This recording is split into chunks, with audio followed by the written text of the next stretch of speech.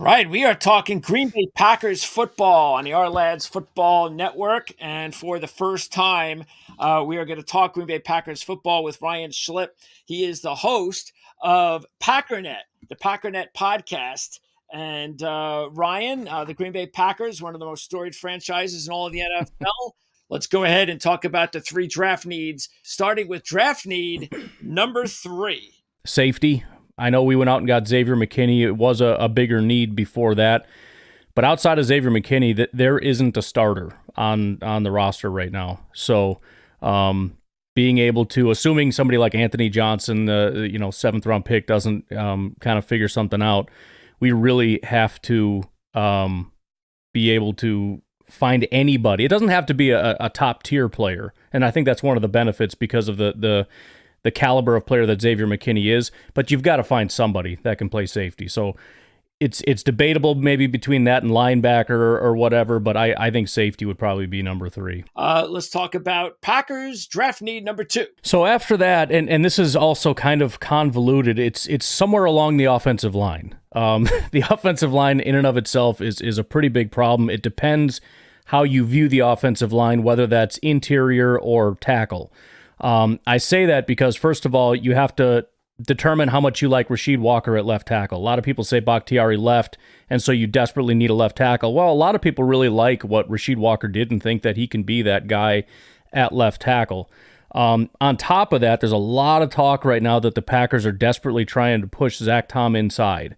The rumor is he's a Pro Bowl tackle, an all-pro guard, and a Hall of Fame center. This is supposedly a rumor coming out from inside the organization.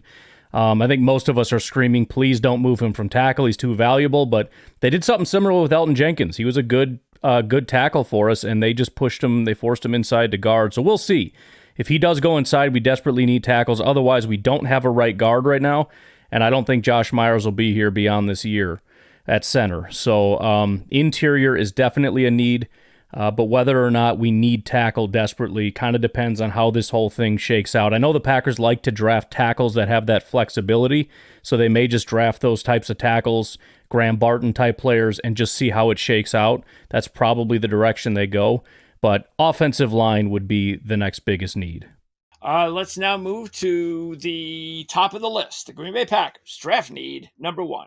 So I've recently determined that our top need, I was kind of looking at some of the more nerdy value type stuff as far as positional value as well as where we're sitting, and I would say corner is our number 1 need. Jair is a good football player, there's no doubt about it, but what we've got with Eric Stokes just hasn't really materialized into anything. This is kind of his final prove-it year. He's been injured. He had a decent rookie year, basically been injured ever since. I think most people have kind of given up on him and assume that he is not going to be the answer of the future. Keyshawn Nixon, more of a kick returner than anything else. He's our slot guy right now. He did get another year to come back. I'm guessing that's mostly just to kind of patch things up.